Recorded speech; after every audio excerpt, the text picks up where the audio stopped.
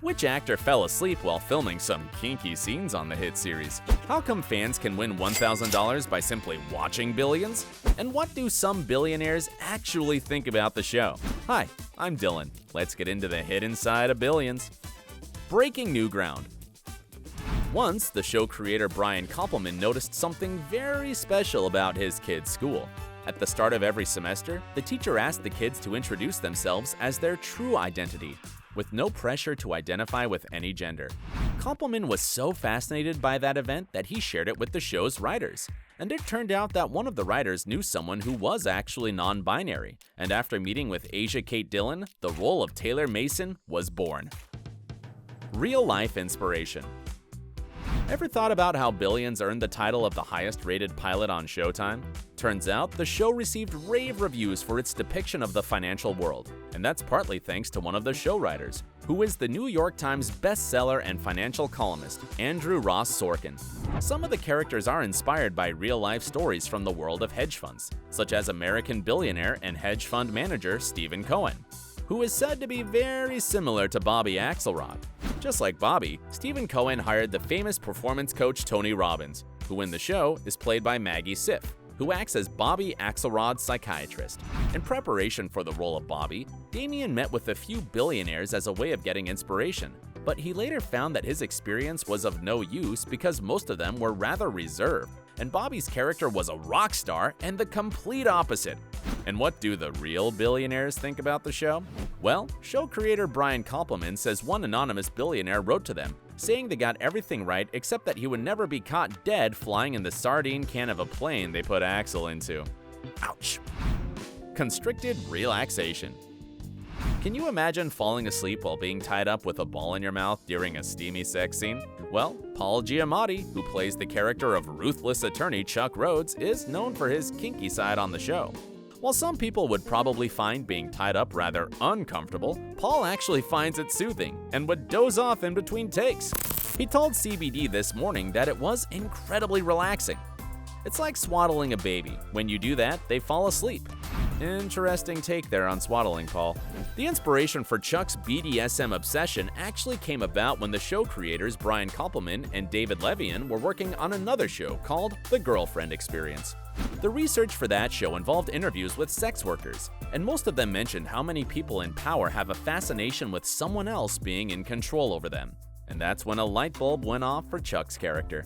To top things off, they even had a BDSM consultant on the show while filming to make sure that things were as real as possible. Love is in the details. Mark Shaw, who's the production designer on the show, puts a lot of effort into making the show as authentic as possible. Sometimes he'll go to great lengths for even the smallest of details, like the books displayed on the show, for instance.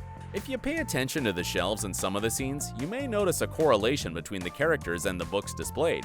In Chuck Rhodes' office, there are a few books that stand out with titles such as The Hero's Life and Morals and Politics. All of these pretty much speak to Chuck's role in the series. Back at the office of Wendy Rhodes, you may notice that her bookshelves are sporting books with titles such as How the Mind Works and Thinking Fast and Slow, which is in line with her psychiatrist character. Fans took notice of some shared interests between Bobby Axelrod and Wendy Rhodes when they spotted a book that Wendy was reading in bed. It was one of Haruki Murakami books. That's because Murakami happens to be a favorite author of the show's creator, Brian Koppelman. Quotes you might have missed. Billions is known for its clever use of references from films, music, and pop culture. Let's look at a few of these. Click, click, boom, do it. This is a line that Chuck says to his assistant U.S. attorney Kate Sacker when he gives her the instruction to go ahead and shut down a cryptocurrency operation. The line is from a song by Saliva titled Click Click Boom. Here's another cool reference. Old days we would have made our getaway McQueen and Ally McGraw style. That's what Chuck said to Wendy when they were talking about getting out of a wedding. The Getaway is a 70s movie where a couple, McQueen and McGraw, run away to Mexico after a bank robbery. Free cash. We all love binge watching our favorite shows, but can you imagine getting paid to do it? Well, fans of Billions actually stand a chance to win $1,000 for watching the show. An online research and review site called Cable Providers is giving one lucky fan a chance to walk away with the cash prize for watching all 4 seasons of the show in less than 30 days. How cool would it be if we all got paid to binge watch our favorite shows? That's a job I wouldn't mind having. What shows have you been binging on lately? Don't forget to share in the comments. Secrets from the podcast. The fourth episode of Season 5 features a scene with Bobby going back to his hometown and playing basketball with a young boy whose character is played by Keely McDowell. However, the original scene did not involve any basketball.